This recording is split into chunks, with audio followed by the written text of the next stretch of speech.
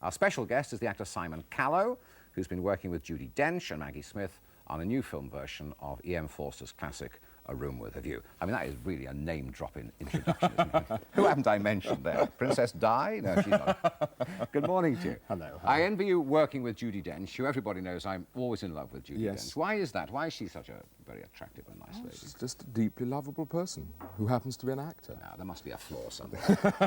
That's the flaw, she's an actor. But no, she's just an entirely delightful and generous and spontaneous person. And Maggie Smith is a kind of volcano, is she not?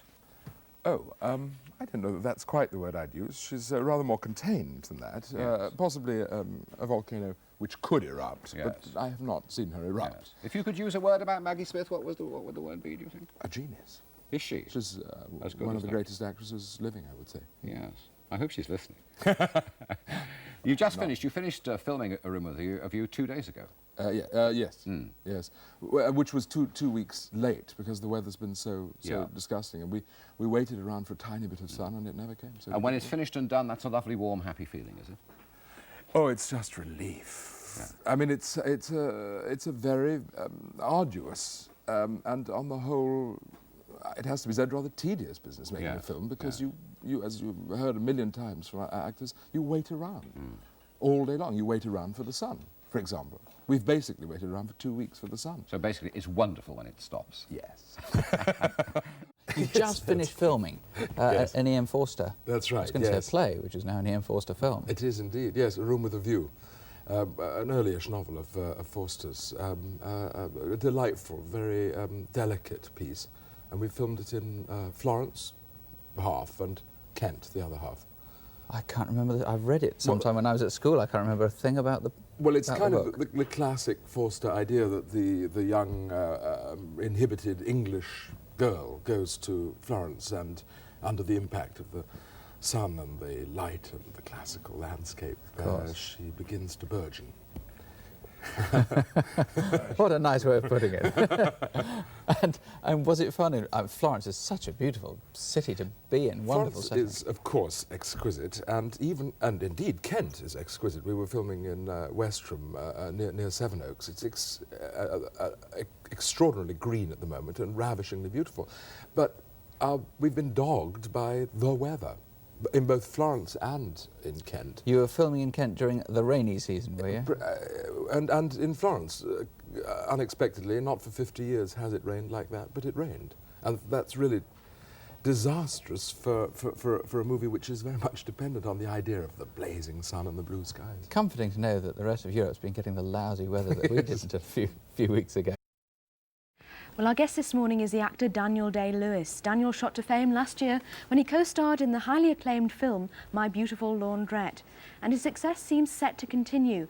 Daniel's latest film has already been described as a triumph and a near miracle after its New York opening. It's called A Room with a View, and it's based on the E.M. Forster novel of the same name, and it's got its royal premiere tonight before the Queen Mother. Now, here's a taste of what Her Majesty will be seeing tonight. No, I have never kissed you. No, you haven't.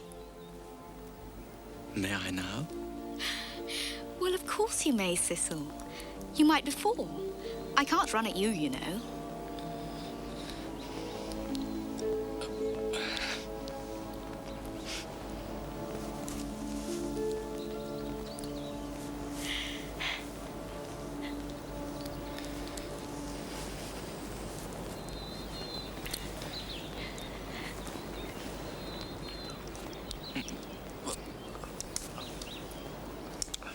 I'm sorry.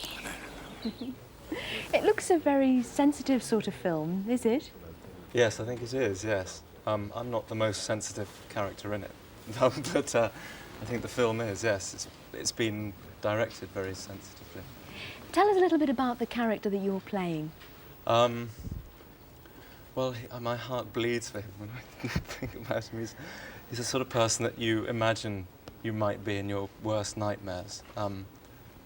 Desperately self-conscious and pompous, and